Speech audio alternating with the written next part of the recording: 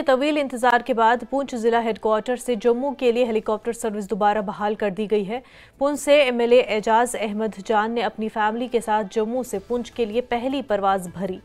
उन्होंने पुंछ में एक क्रिकेट टूर्नामेंट की इफ्तिताही तकरीब में शिरकत के बाद वापस जम्मू के लिए परवाज की। एजाज अहमद जान ने कहा कि हुकूमत ने अवाम से जो वादा किया था वो आज पूरा हो रहा है और ये सर्विस इमरजेंसी हालात में पुंछ के अवाम के लिए निहायत फ़ायदेमंद होगी।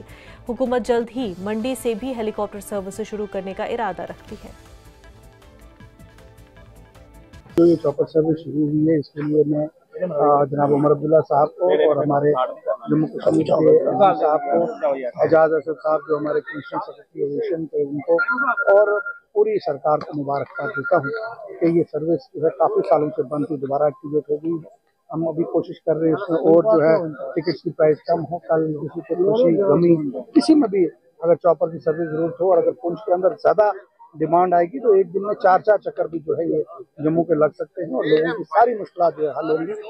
किसी की शादी आती है, किसी का प्रोग्राम आता है, किसी को एग्जाम देना है बच्चे को, उसके लिए जम्मू पहुंचना मुश्किल होता है। उन सबको मद्देनजर रख के यहाँ पे जो सर्विस दोबारा एक्टिवेट की गई है।